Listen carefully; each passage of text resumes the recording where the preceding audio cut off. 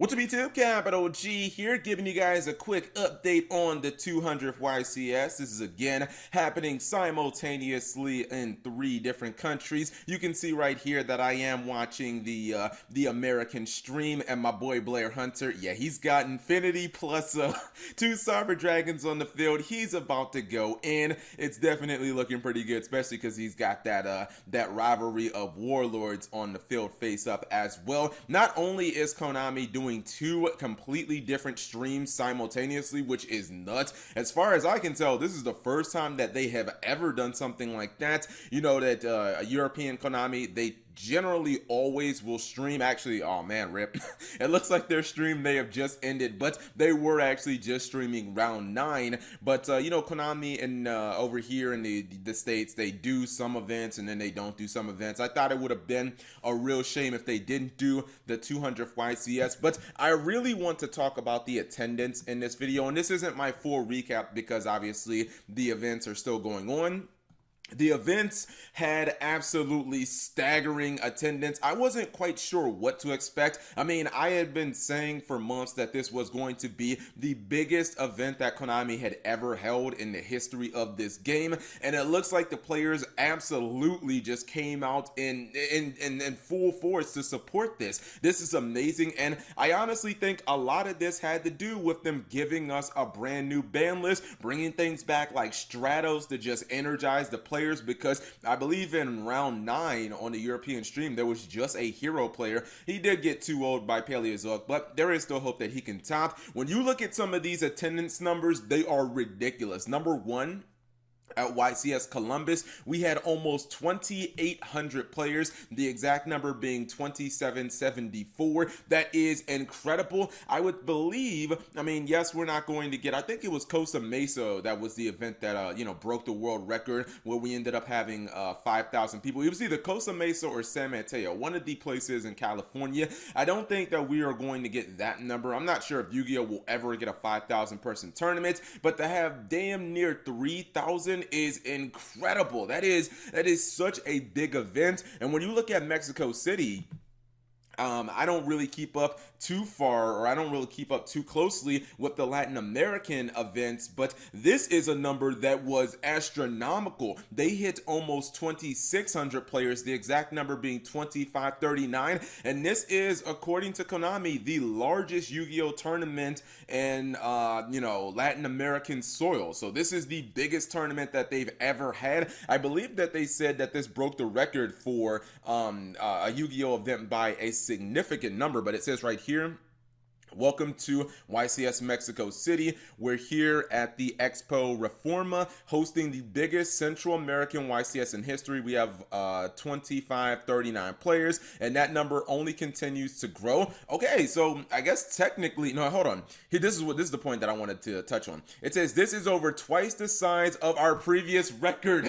This is ridiculous. This means that maybe the largest YCS in like Latin America was probably up until this point, I don't know, maybe maybe about 1,200 people. This is amazing. We're talking about their biggest tournament ever, and they doubled the attendance. And this is kind of crazy as well. Not to be overshadowed or outdone, I went ahead and I looked up the numbers on the EU Konami site for YCS Utrecht that's happening in the Netherlands right now, and their attendance is ridiculous as well. In fact, they actually broke one of their attendance records, and this is now the largest event in European history for Yu-Gi-Oh!, coming in at 2,354. This is absolutely magnificent. I just want people to take in the scope of what is happening. We have events on 2 different continents in 3 completely different countries, and in 2 of those countries they have broken attendance records. Like, that is just, that's mind-blowing, especially when you consider that Yu-Gi-Oh! Is currently having its 20th anniversary. We're in our 6th era of Yu-Gi-Oh! Like, how many games can say that they break attendance records in their 6th freaking era? Most card games don't even last out of the 1st era, let alone 6 eras, 20 years, and we're still breaking attendance records. And what's even more impressive about the European YCS is the fact that you guys remember not too long ago, YCS Bochum was the largest event in European history. So it wasn't even that far ago. That was the event that World Chalice won. We were seeing, them come out in full force for that. Now we're seeing an even bigger event. Now, I actually thought that there was a legitimate chance that Konami would break probably one of the records. I thought maybe, they could do it in Europe. I had no idea what was going to happen when it came to YCS Mexico City. This was the one that was a complete wild card. I saw some of the, I had seen some of the YCS events in Mexico or in Latin America. I know that sometimes they'll only get like 600 players, so I wasn't really sure what was going to happen, but for them to get over 2,500 players is ridiculous. I think Konami's going to look at that and say, whoa, we need to host more events in Latin America, or we're very glad that we have a Latin American YCS circuit, because if you go back 10 years ago, the YCS circuit in Europe and the YCS circuit in Latin America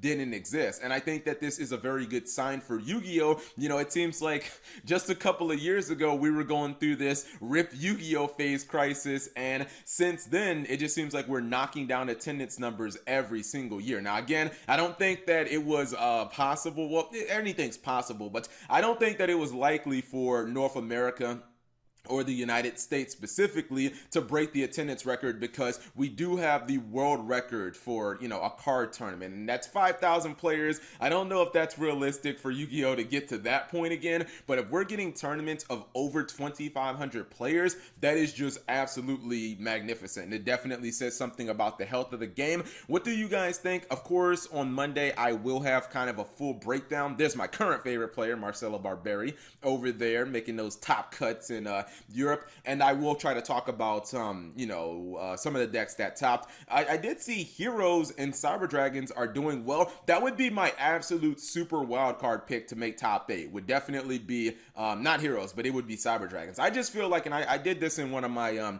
my dual commentaries, I feel like Cyber Dragon is the most under the radar deck of this entire format. That's why I had to show my boy Blair Hunter definitely balling with that too. Well, but whatever you guys think, leave it in the comment section below. Did you expect this type of attendance? And it's actually making me kind of sad, because as I see these numbers and as we got closer and as we got our ban list, it was like, man, I really wish that I had went to the event in Columbus. I think that I should have just dropped like $500, got a plane ticket there, and just played like empty jar troll deck or something like that. Anyways, leave it in the comment section below, guys. Thank you guys for watching. As always, subscribe if you have not already. Turn on that notification bell for daily videos.